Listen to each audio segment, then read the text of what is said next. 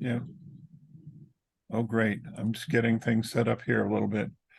I'm not using the syllabus we had that we used previously. Let me share my screen. And both Leo and Emery, please interrupt, because the important thing is we want to, if you don't understand something, ask me to explain it. That's the whole point, and we have plenty of time. Now, do you see a screen that says subelements T8 signals and emissions? Yes. Yep. And Leo, you should see the same. This is basically, it's not exactly a syllabus. It is all the questions that are asked on the test. And in the elements we're looking at, I think Steve may have sent out a list. There are 4 groups of questions, and these are those questions. And I have got to grab graphics at times to cover things, explain them. I don't want to show you the version where you see A, B, C, D, all the different questions as choices, because I think what happens is you read all of them, you see the incorrect answers, and then you start remembering those, and it makes it harder. So I'm using a version that generally has the correct answer. And we'll go over those. And again, if you don't understand, ask. I do want to ask, Leo, what do you do? What's your background? So I've been lately studying emergency management, and I'm the executive director for the Alaska chapter of the National Tribal Emergency Management Council. Where And are then you? also, I'm on my way to Nenana, Alaska. I just left Fairbanks a few minutes ago, Got it. but I'm in the middle.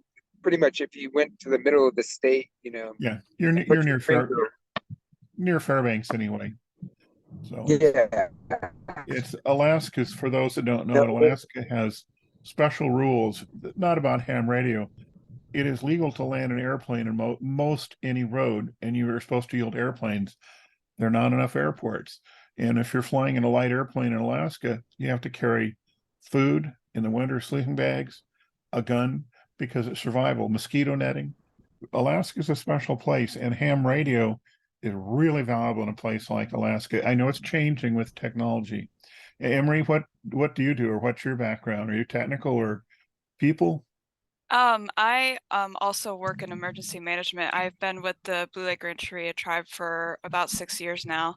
And I've been working in their emergency management department for about 5 years. Where is that located? It's in Northern California in Humboldt County. So you're out toward the ocean. Yes. Are they in tsunami risk for the low-lying areas? Not the Blue Lake Rancheria, but we are subject to having people inundate our property, which has happened in the past. So, Yeah. yeah. Anyway, so we're going to go through signals and emissions are quite literally, emission is what a radio is. We send a radio signal, it emits. Just like an LED light is a light emitting, it emits light. Signals, what we're going to send, the information. And the first question here mentions basic characteristics of FM and SSB. Now, you're going to see everybody use these short things like FM. It stands for frequency modulation. SSB is single sideband, and it mentions various modulation modes. CW, SSB, FM, FastScan TV, upper USB, LSB. I want to cover that material because without understanding what the words are, you can learn an answer and have not a clue what it's about. It's like speaking a foreign language. I teach sailing, and when you teach sailing, you got words people don't know in normal life. So I can't gloss over these. So I'm going to grab a couple things and just talk about them first. We'll see if my screen works. Do you see a bunch of wiggly lines popping up now? A Yes. graphic. So just to get what the point is, a radio wave is what we'd call the carrier. And it's just like continuously spaced, nothing's happening, nothing bigger. It's like looking on waves on the ocean is rolling along, wind waves especially, or swell. They just go along continuously. And let's say we want to send some information, we'd modulate it, just like I can talk low, I can talk higher, I can modulate my voice. modulation is the intelligence we're sending on a signal. So an example is drawn here at the top. Does my mouse show as well, out of curiosity? Yes, it does. Great. So if we modulate this character, here we're fairly high, low, high. AM, which is amplitude modulation. It's the old radio that my generation grew up with very much. They take this carrier and make it bigger. They increase the amplitude. When they want to go to low, they decrease it. So they modulate following this intelligence we're trying to put. They modulate it up and down, higher and lower. That's AM radio, and we do use it. And we use some single sideband SSB as part of this. We'll cover that, but we modulate the amplitude. Now, the thing you do in your car, let me expand this. In our car, we generally listen to FM radio, or you may have, the satellite system, but FM's what most of us listen to. And here's the carrier, and here's that intelligence we embed. Instead of increasing the height of the waveform, we change the spacing. We modulate the spacing of it. We make them tighter, then wider, then tighter, then wider.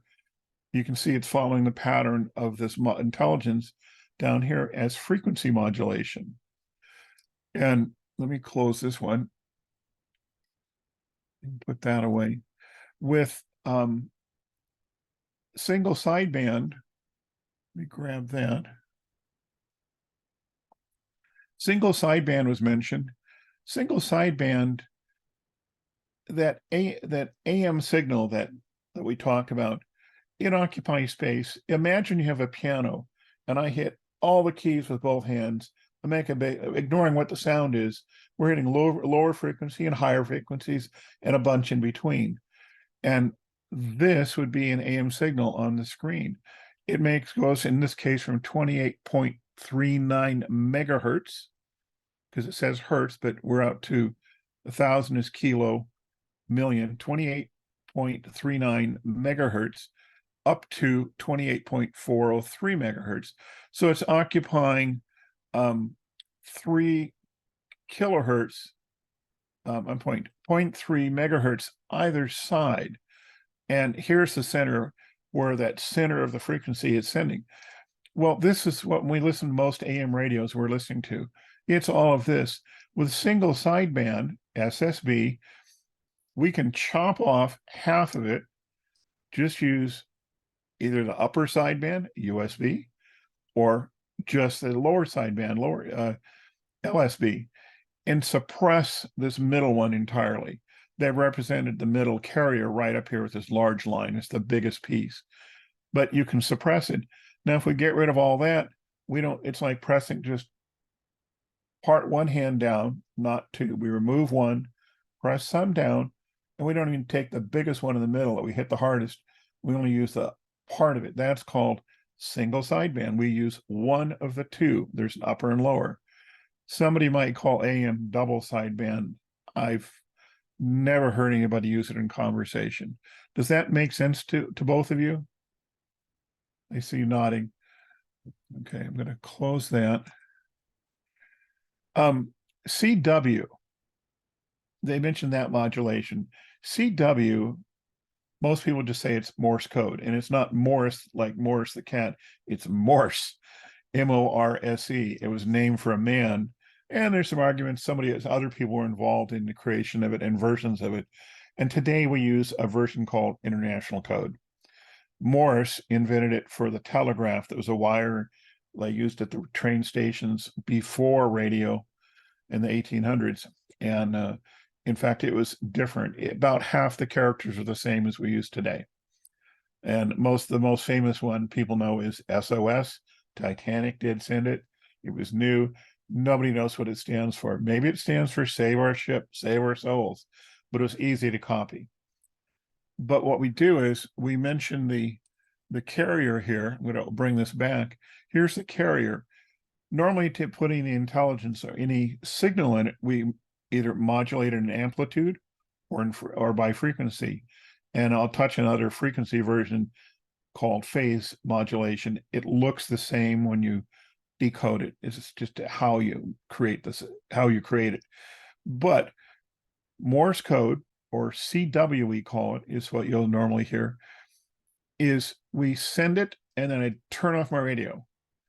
I'd have really let my key come up. Then I would press my key down for the next little bit of sound, and it'd send the carrier. So we quite literally turn the whole signal on and off. That way, I'm keep looking at the camera and you can't see me. Am I in the sidebar? Yeah, you are. Okay. The only intelligence we send with Morse code is the signal's there. So it's one reason it can be really skinny. It's like I take my pinky and touch one note in the middle of the keyboard or wherever. That's the only signal. I don't need to splatter both hands down and make a broad using a whole lot of spectrum. I can grab just a little bit. And as a result, this is a table that shows how much bandwidth. I mentioned, instead of playing 10 keys or those frequencies from quite a ways away from where they were centered, Morse code uses 150 hertz. That's very little space. Single sideband uses 3000 hertz or 3 kilohertz. Or kilo is for 1,000, megas for a million. 3 kilohertz. AM radio, remember, I said some people have called it double sideband because you don't suppress one of the two sidebands. Takes 6 megahertz. Our other radios, FM radio can take a lot, much more space. FM is space hungry. So Morse CW is the most efficient. Remember that 150 hertz, single sideband, 3 kilohertz or 3000 hertz. And AM's more 6, and FM's the worst. So that's information to remember. Then they also mention in here fast TV. FastScan TV is what television was before modern. If you were, Emery, I don't know if you're old enough to remember early TV, the TV before we got modern HD TV. Do you remember it? No, not much. Yeah, I know. Time passes faster than we all think. Before modern television, it was called the technique was as an analog signal. Now your television is digital, and we'll even touch on bits of that. It goes on choice of emission type, selection of upper sideband versus lower sideband, and I read those. I say those, and I might say USB or LSB, but I usually say upper sideband, lower sideband. Use of single sideband for weak signal work. Use of FM for VHF packet. Again, FM is frequency modulation. VHF is part of a band plan, and I'm going to open that. We talk about various bands and people going, well, what's a band? Is it a bunch of musicians? Is it a tribal group? I'm using non-politically correct words. Or is it something that holds a rubber band holding a package of cash together? A big variety in it. The bands we talk about are clusters of frequencies where we as hams have frequencies available. And we often refer to these by the titles we see on the top. It says 40 meters, 30 meters, 20 meters, 17, 15. Each one of these is hams. We refer to them as bands. Like right now, the radios I had in the background, I was listening to 20 meters. Where'd it go? 20 meters here. I was listening to actually between 14.15 megahertz to 14.350 megahertz. That's where voice stuff was. And I was listening to stations around the United States on that. You can listen to these overseas, but the bands are 40 meters is 7 megahertz to 7.3. 20 meters, 14 to 14.35.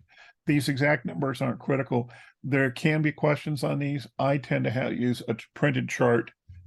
You can even see it sits next to my radio. A printed chart of this graph because I don't remember all the numbers. I keep references. This also shows where we can talk. Green is where we can use voice. Red tends to be Morse code and some other digital modes. And then what classes can use what part. But that band, the word band is a reference to the frequencies. And the meaning of it is this is an important little piece to grab. If I look at the upper right, 10 meters, it says it's 28 megahertz to 28.7.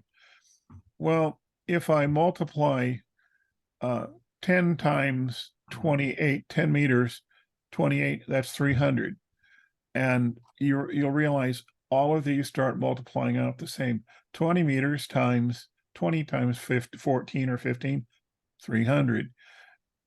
All of these, when you take the wavelength times the frequency, you end up with effectively 300. Some of these aren't in megahertz, so like down here, it's in kilohertz, these really long ones.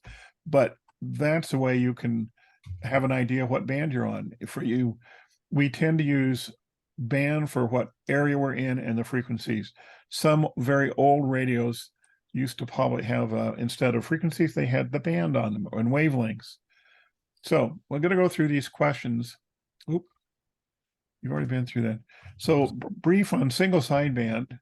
The question was, in the process of amplitude modulation, the modulated wave consists of the carrier wave. We mentioned the two sidebands. The graph shows the carrier makes up half the power. That's their simple graph. The sidebands that we use are each about 25%. So when we use it, single sideband is a form of AM radio, amplitude modulation. That's what the question was. Going on, what type of modulation is most common for VHF? I forgot to mention this. I'm going to go back here to the band plan. When we talk about UHF, VHF, when I get to 2 meters here, this says 144 to 148 megahertz. This is what our common handheld radios are, typically 2 meter or 70 centimeter. And the 2 meter, these bands we call VHF, very high frequency. We go up to above 150 megahertz, and you can say above 200, it gets a little gray. When I go to the 70 centimeter band, 20 meter and 70 centimeter are the most common things you see in handheld radios. A dual band usually means that. And this is UHF, ultra high frequency. So the term VHF and UHF means very high frequency. Packet radio is a digital mode where you can send little snippets. Instead of trying to hand somebody a long stream and just talking like I'm doing, you instead take the radio signal, chop it up, send a little bit, chop it up, send a little bit. You send information as packets. And most of the time, frequency modulation is the mode we use. Phase modulation, PM, for all intents and purposes, is the same thing. Radio, we'll say FM, and we may have a radio that technically uses phase modulation. I'm hearing typing going on. Are you taking notes? It's okay. Oh, there's Frank. Frank. I'm sorry. I'm typing some things and I didn't realize I thought I was muted. I'm Oh, not. no, it's all right. I don't mind typing noises. You type strong. So here's one. Which type of voice mode is often used for long distance weak signal contests on VHF and UHF bands? And it says single sideband. Remember we talked about how much free space it uses and the power that goes in? Single sideband is more efficient. We can listen to a small part of it and dump more power in that piece. So it's more effective. A signal goes out and we put the power where the intelligence is we want. So single sideband is most commonly used on long distance, very weak signal contacts in VHF, UHF. A lot of us don't have any radios that do that. I don't own any radios that will handle UHF, VHF on single sideband. There are people that do. But propagation, how the waves go through the air and how they're ducted or reflected in the atmosphere, it's not a long distance. VHF and UHF is not as reliable. Everything has dependency on weather and solar conditions. Which type of modulation commonly used for VHF, UHF voice repeaters? FM. Remember I just said FM radios. So when you see people talking on repeaters, usually it's an FM radio. Then which of the following types of signal has the narrowest bandwidth? Remember the drawing? There it went. Itty bitty space compared to the other modes. Really staggering difference. So Morse code, CW, again, it's not literally a correct thing to say that, but people say it, and the test mentions it, this little bit of space in receive bandwidth 300 to 500 hertz is sufficient to receive it. And that means when I adjust a tuner, I don't know if you can see my hands, instead of listening to this much, I can take my filtering thing and say, only listen to this little sliver in the middle. And it means I can hear very close together Morse code signals because I don't need to listen over a broad area. And that's playing with the radio, adjusting your radio. Which sidebands normally used for 10 meter HF, VHF, UHF, single sideband communications? And this is something that I wish is on the band plans, upper sideband. And the statement here is the thing to remember. General rule, upper sideband is used for transmissions above 10 megahertz and lower sideband for those below. And I don't know why they don't write it on the band plan, because people are going, well, which one is it when you're starting? I got to remember at 10 meters, you switch to upper sideband. And this means it's interesting.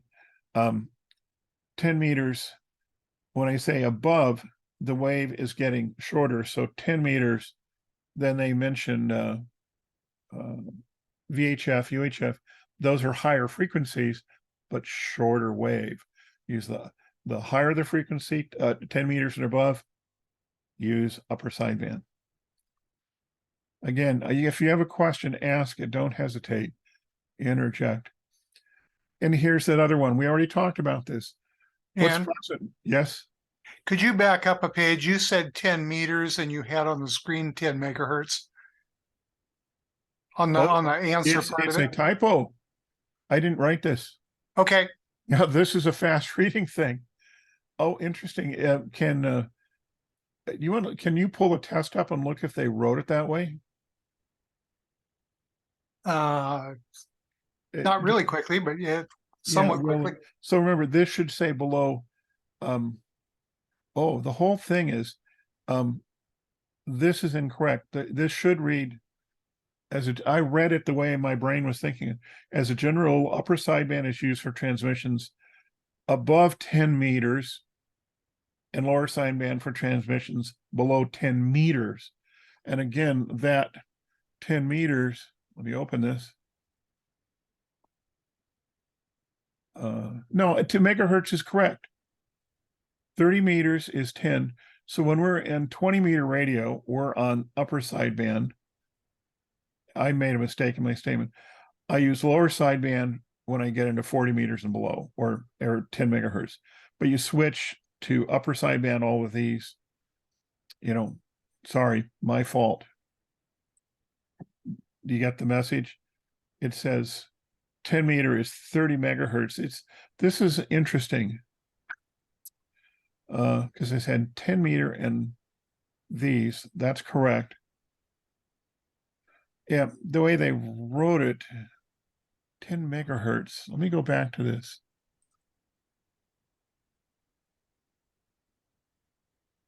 Yeah, because they talk about 10 meters.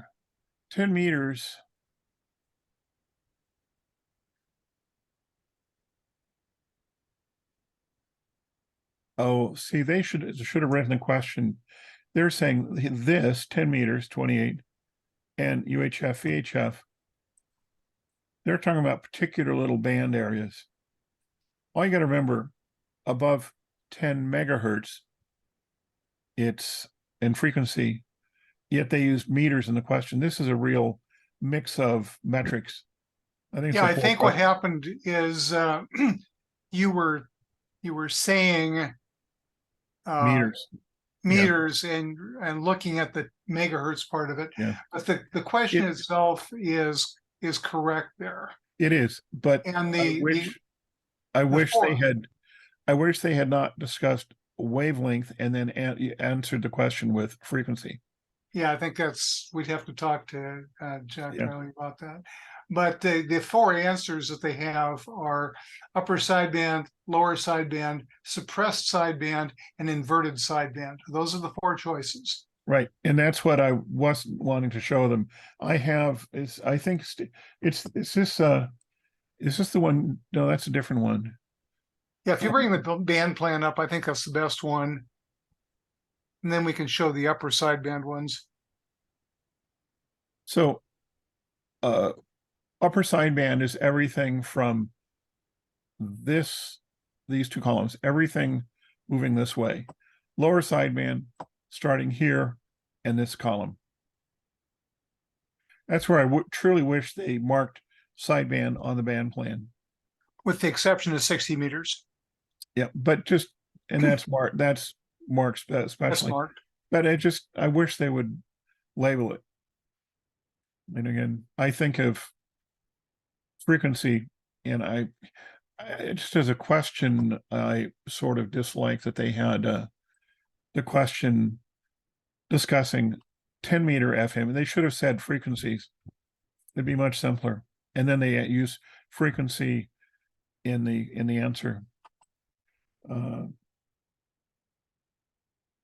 Let me go on here. 7. Did I skip something here? Okay, 7. Oh, that's because of the way my screen, I've enlarged it. 7 was what characteristic of single sideband compared to FM?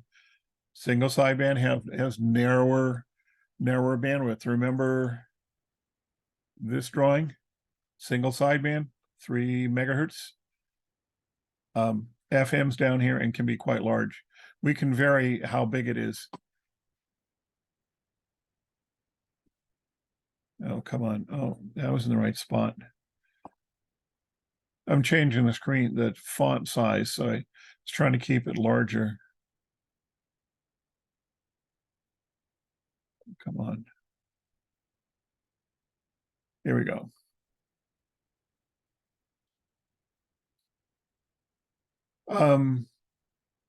Then the next one asked about VHF repeaters, FM voice, 10 and 15 kilohertz. Some can be used to be out 25, but this is the answer they want: 10 and 15,000 hertz, kilohertz. Approximate bandwidth AM fast scan TV transmission, 6 megahertz. That's pretty big. Quite large. It's megahertz, not kilohertz, megahertz. And fast scan, this is the NTSC, National Television Standards Committee. It's what our television was in the United States. If you went to Europe, they had PAL, PAL. I don't remember what PAL stood for, slightly different format. What's approximate bandwidth required for CW signal? 150 hertz. Remember that little tiny table? All you got to think is that table in your mind. Is that the last one? Which of the following is a disadvantage of FM compared to single sideband? Only one signal can be received at a time. And one of it is with FM, you can't hear 2 at once. With AM and single sideband is AM. So with AM, you hear the 2 stacked. And FM, you end up basically get one of the signals. The way it gets decoded, it kind of latches onto it. And it's interesting, aviation, especially in Alaska, for LEO, light aircraft, we still use AM radios on the voice part of aviation radio. And one reason is when there's weak signals, you hear both. You can have somebody talking and hear a faint one in the background. With FM, that doesn't happen. Then going to satellite operation, Doppler shift, basic orbits, operating protocols, modulation, mode selection, transmitter power considerations, telemetry, telecommand, satellite tracking, beacons, uplink, download, spin fade, definition of LEOs, setting uplink power. It sounds like a huge segment, and it's not as bad. So one of the things satellites do, and we say satellites, there are amateur radio satellites that are put up.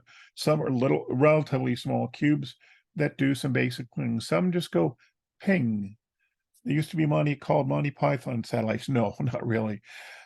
Some just Sputnik, that was the first thing went in space in orbital flight with Russians when I was a kid. I remember going out to look at Sputnik, the first or second one, and it just went ping. It had no intelligence, and the echo sound was Doppler shift, which is a question here. But today, if there's a beacon, it just tends to send the health and status of the satellite. So telemetry information that's typically transmitted, health and status. What's the impact of using excessive effective radiated power on a satellite uplink? You may block satellites access by other users. And they're saying if your uplink's too high, you could blind the satellite to others, blocking them from use it because the receiver will adjust its gain, its sensitivity to receive to prevent being overloaded. So it'll turn the receiving volume down, if you like, too low to hear others. And it's a lot like going into a meeting and shouting. We've all suffered that. The one in a meeting who shouts, well, they block out everybody. So if you think of that kind of analogy, you can just think of, you don't want to shout too hard. And then what are the following provided by satellite tracking programs? And this is one where it says all of them are correct. So it showed you all of these. Maps showing the real-time position of satellite track, the time, azimuth, elevation of start, maximum altitude, end of a pass, apparent frequency of the satellite transmission, including the effects of Doppler shift.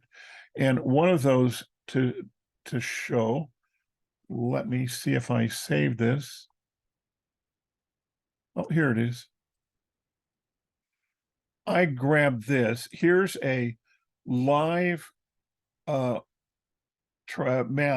of the space station as it is. Right now, it just moves very tiny bit. It passed over Southeast Alaska, which is a great pass, what, an hour ago or so. So less than that. There are programs that will let you track this in your phone. I have them on my phone. The space station is a satellite. It's more than a station.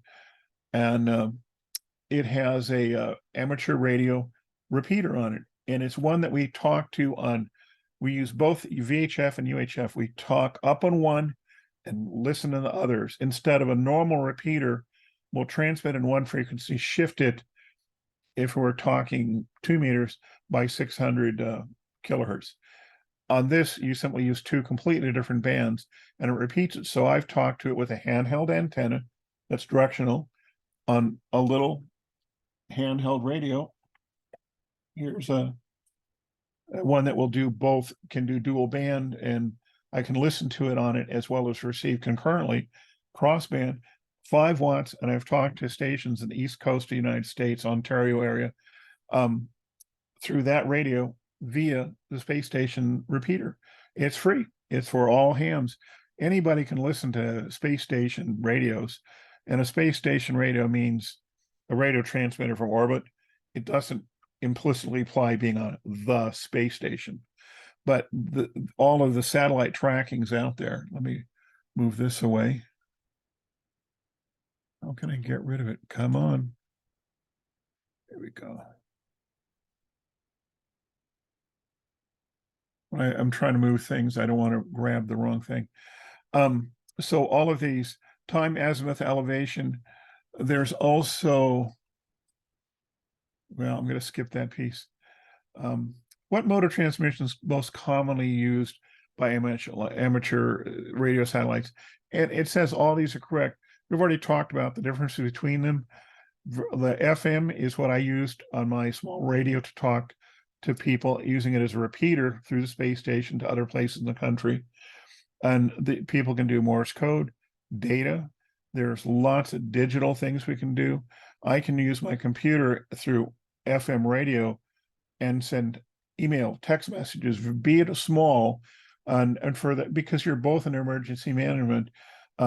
WinLink is one of the programs I use, and it's great because we could take people in their neighborhood get short messages sent out, not long, and really rather send no pictures.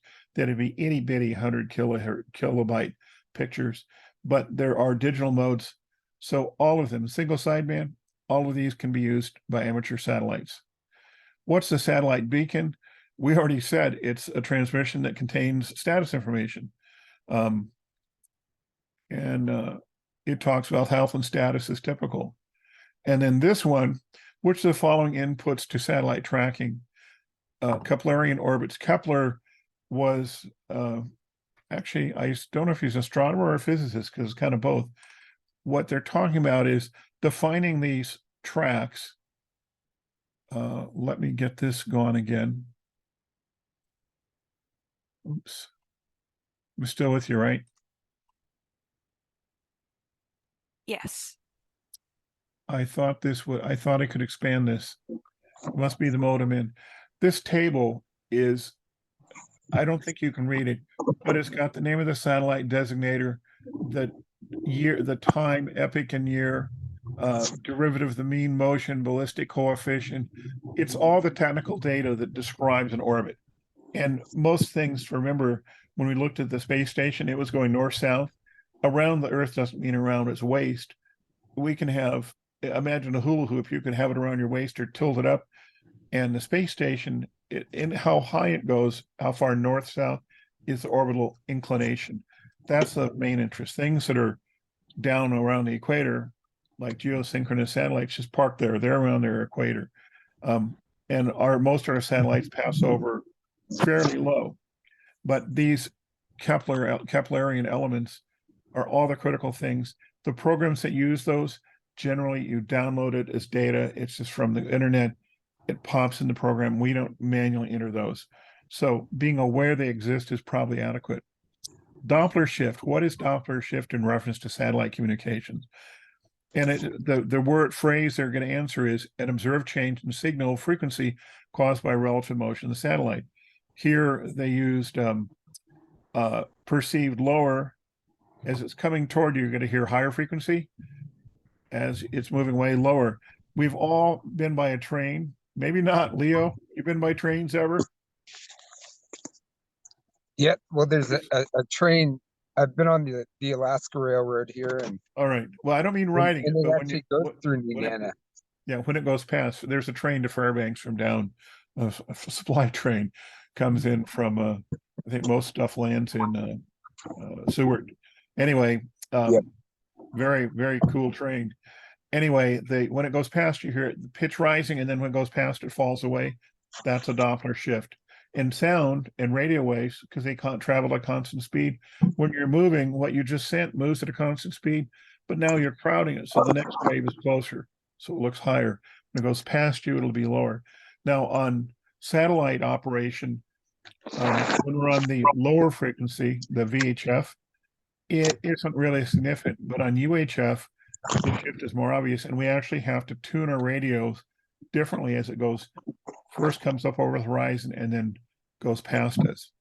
So it is something to be aware of. What statement's meant by the statement that a satellite's operating at UV? I just mentioned it. You can have satellites that are UU, HF, where you're on the same band, but a lot of the ones used for the FM are either ultra high frequency and then very high frequency. This is uplink on the ultra high, that's the 70 centimeter band. Downlink coming down from the satellite to us on the 2 meter band, 150 megahertz. And they can be either way. I think the space station runs VU. So it's something, if you look at the satellite, that's what this is referencing. It could be UU, UV, VU, any of those combinations. There's snow up there, Leo. Yeah, we have an inch, and yours is frozen and crunchy. yeah, no, it's actually warmed up today. It was 34 below yesterday. You got to remember, guys, if you're in Alaska, owning a hangar door for an aircraft might cost $1,000 in heat. Seriously. So, what causes spin and fade of a satellite? And I like this answer: rotation of satellites and antennas. It's just what makes sense.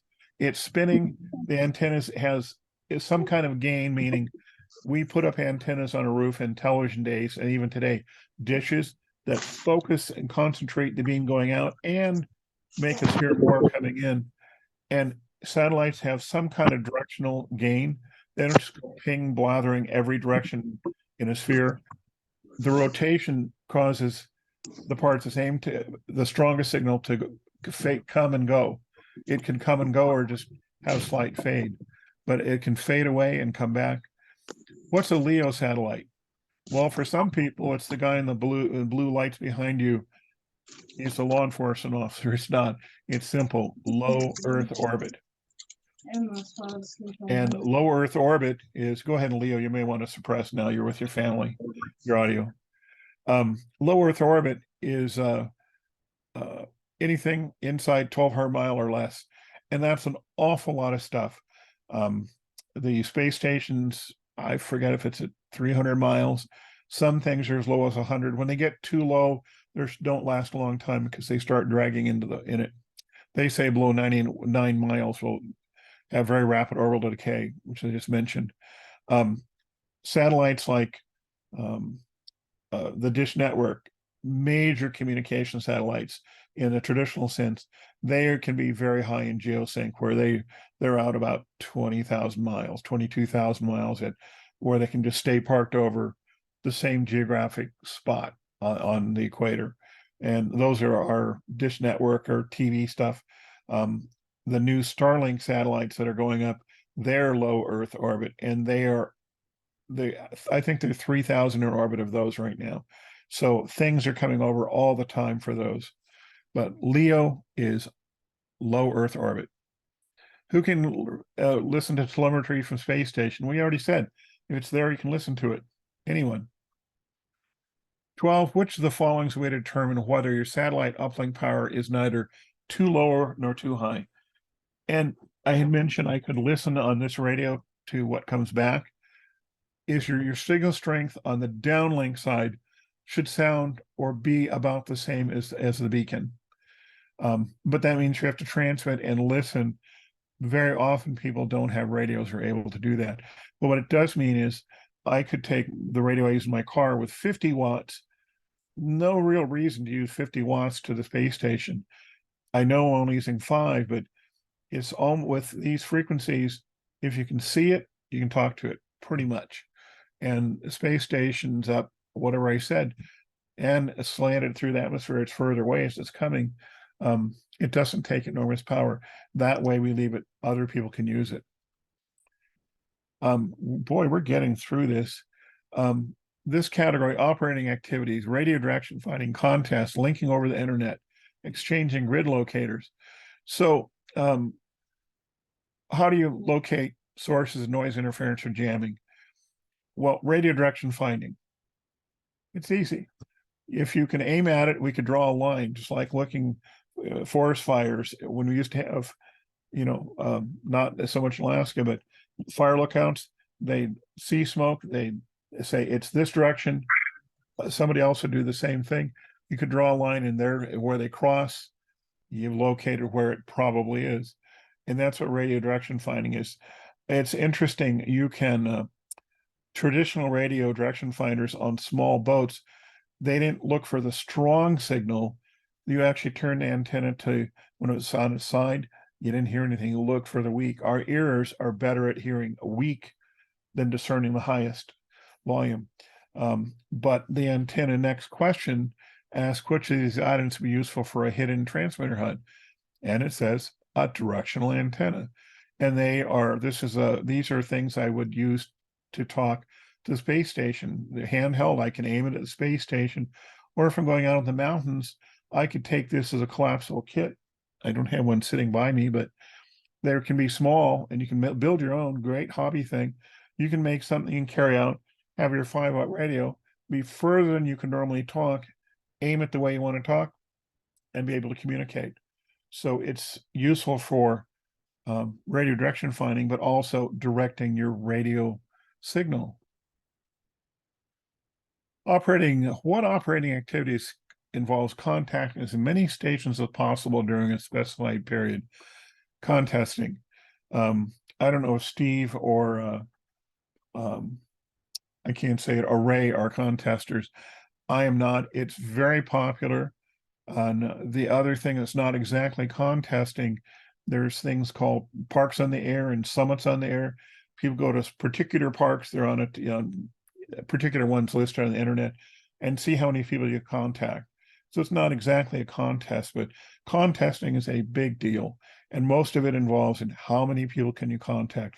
It can be on your FM radio, your handheld, it can be on a larger radio like the ones behind me. It just depends on what the contest is. Grid locator, it's a number designating a geographic location. And basically the whole planet starts down at the South Pole, is the A going north increasing, and starting around the date line. I don't know if it's the 180 line. It may be that A moves there across. So here in Seattle, where I'm at Charlie November 87, and they took the that grid, the CN that I'm at, and they so I'm 3 over from where it started and in north, if you like, and then they break it into another 100 chunklets, and that's the 87 I'm in. And then if I want to divide those up, I'm in UR. You can go a fourth one. Most people just would say Charlie November 87. And I said Charlie November, when you use phonetic alphabet, use it all the time. People will say their call sign is, Bob 7 America Radio. And I don't know what country B would be. And it's frustrating because on even international radio contests and just talking, people use the word kilowatt instead of kilo.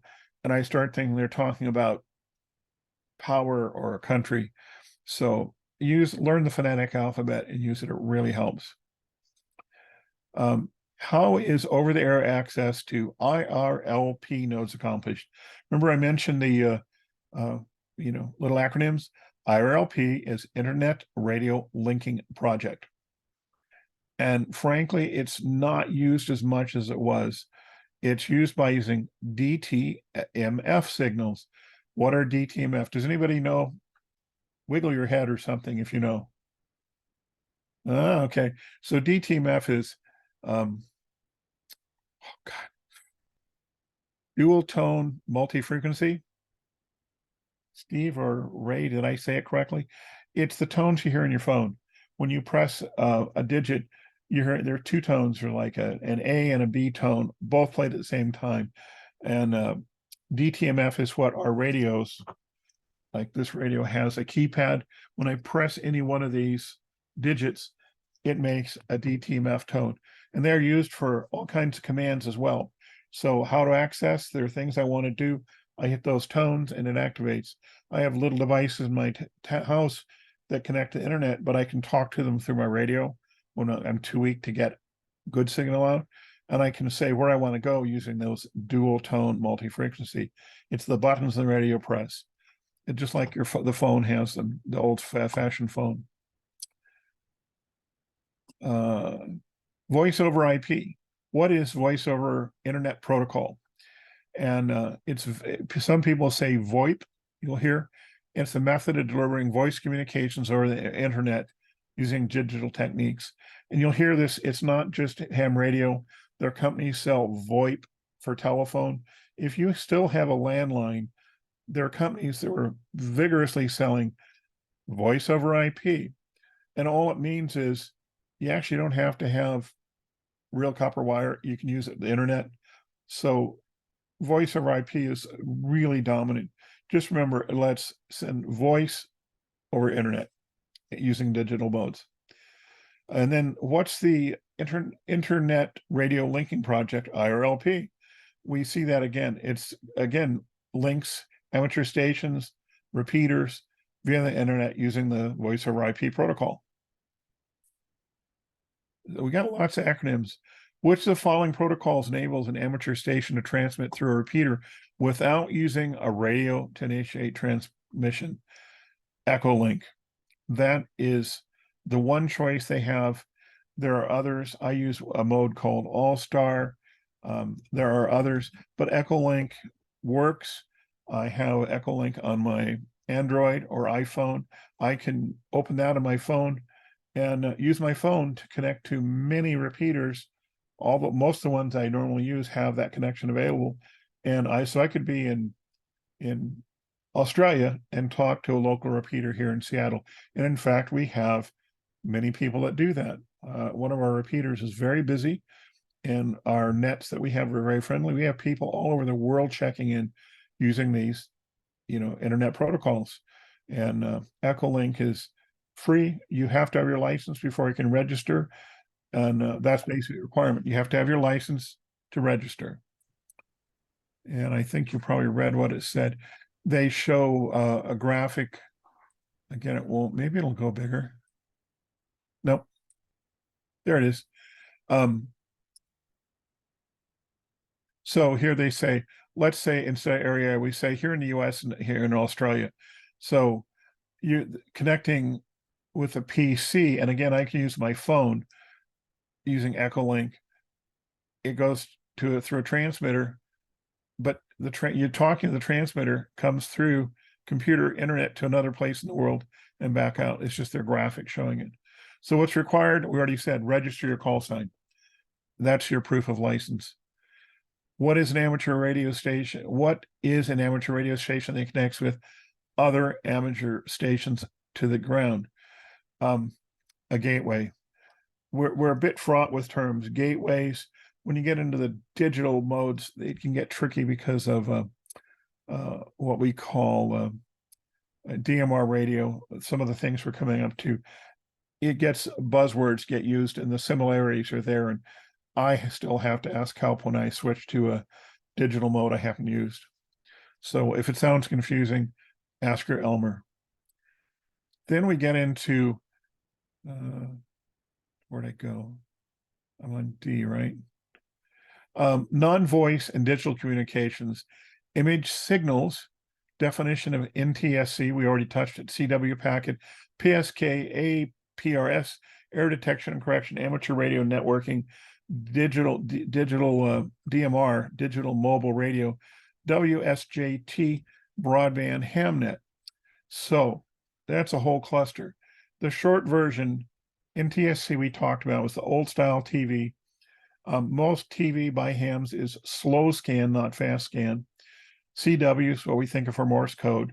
Packet radio is, again, digital modes that are sent in little chunklets. Then PSK is phase shift keying. It's how we use APRS is a location. I already forget what the abbreviation stand for. APRS, I can turn this radio on so it occasionally broadcasts a location that it gets from GPS, and you can follow on a map and see where I am based on that. Error detection, this says typical computer. If you send a packet, you want to look to see, does everything make sense? Oh, there's an error, send it again. Amateur radio networking, digital mobile radio. DMR is a modality for radio. I know I have, here's one. This is a DMR radio, one of the more common ones. I can also use it in regular, plain old FM analog.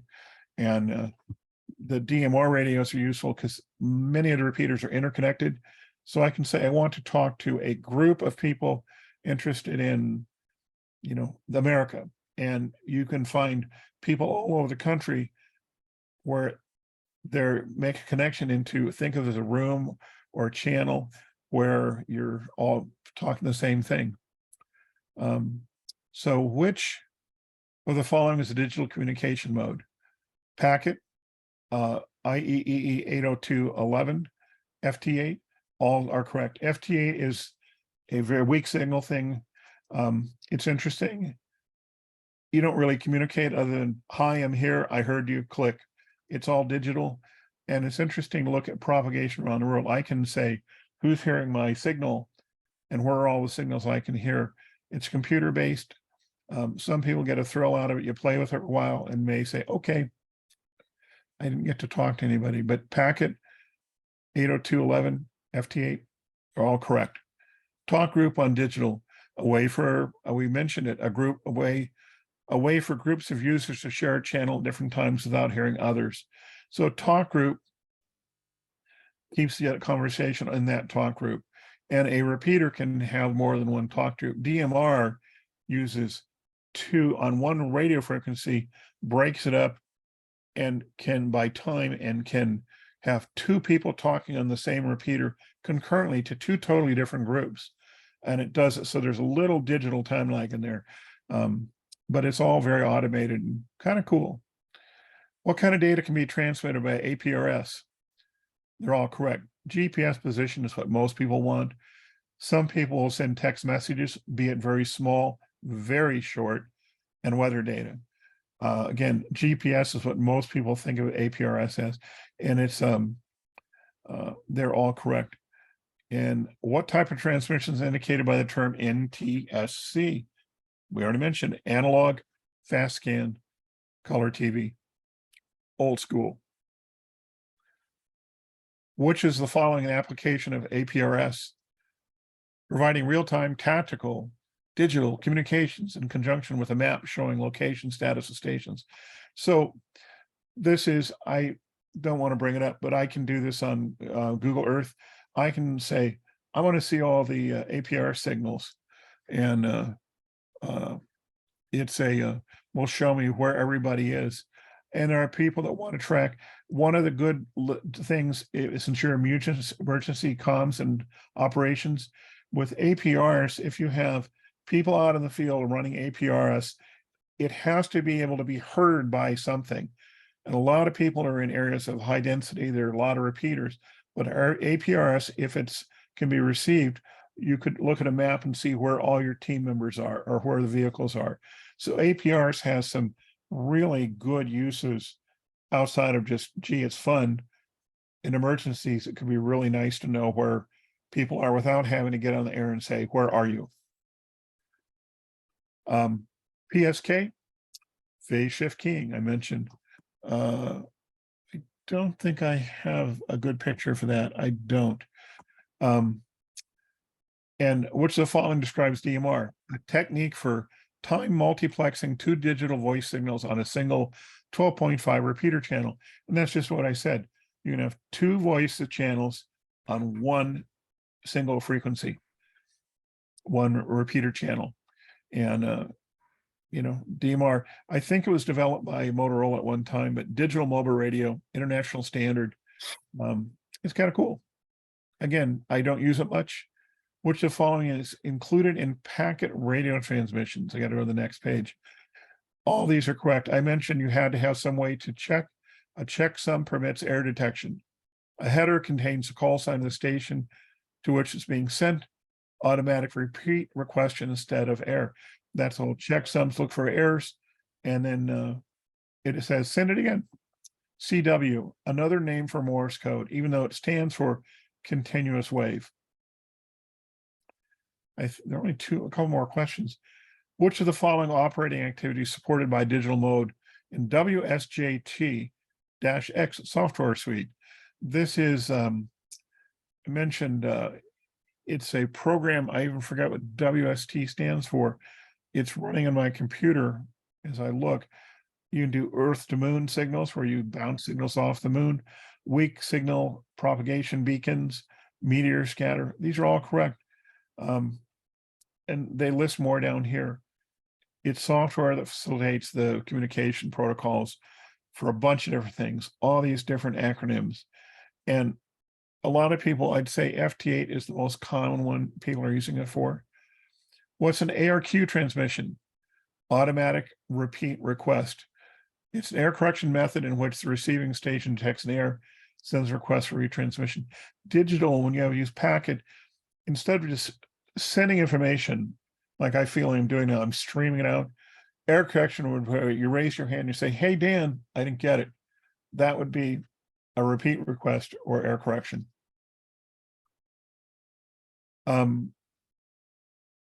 What best describes amateur radio mesh network?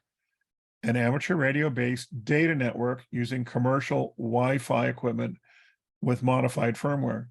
And an example is here it says simply hams using a radio privilege to operate a private, self-contained wireless computer network. Anything that can be done in a regular network can be done on this. Ham Mesh Network uses off-the-shelf Wi-Fi equipment modified to permit to use ham frequencies under Part 97. This is FCC rules. Links between nodes can be achieved for miles. Here in Seattle, the repeater I use the most has one transmitter site, 6 receivers scattered over a 40-mile area, and we have lots of hills, so things are blocked. Many people can hear the transmitter, but with 5 watts can't get in to the main site. So these receivers all receive it, send using this mesh system, a particular one called Hamwin, using radio and using Wi-Fi tools, but sends it to the main transmitter. They have a just Raspberry Pi computer, itty bitty computer, finding the strongest signal and saying, I'll use that one. And it's a good example of the use for this. FT8 digital mode capable of low signal to noise operation. It really does. The radio can be way noisy for voice to be heard, and I can receive FT8. So Dan, we're a couple minutes over, but I do want to allow the students to Yeah. ask questions Yeah, before we move on to the ham radio basics. and that is all of the section 8. Remember, you're going to have 4 questions, 1 out of each of these clusters, so it's not allowed. Why don't you unmute? Or so with us. Well, I don't really have any questions. I really appreciate you taking your time to do this for us. Happy. Oh, we had more people joined. How about any of the others? I see many more have joined in. Were any of these listening to these and have questions? I had Leo and Emery. So Dan, they're on for the 5 o'clock session. Oh, and Bill's doing it, right? Yep. Bill, you're not in Charlie group now. I take mine off. And Bill, we'll tell you about WinLink. I don't know if you discuss it. He really got me together. He took about half an hour and got me through WinLink and how easy it was to do if I got showed by somebody instead of trying to read complicated instructions, which I thank you, Bill. So no questions. Leo, are you good? I just had a question. Do you have links to some of those charts you had? Those charts I had were just gathered, but they're in, if you buy any of the books or look at the online study tools, they're in there. I mean, the band plan chart you can get from ARRL. That's the one I was using. Just go to search ARRL band plan. You'll find many copies of it. And bandwidth comparison and these other ones, the only one I think are useful is the bandwidth comparison, and I think you got that, and understanding AM versus FM and single sideband. Yep. Okay. Emery, Good. anything from you, Emery? Nope, I don't have anything. Thank you. Be quiet, be gentle with that room. So, all right. I'm Thank you, Dan. I'm gonna pass it Ray, back. you want to stop this recording now? Thank you.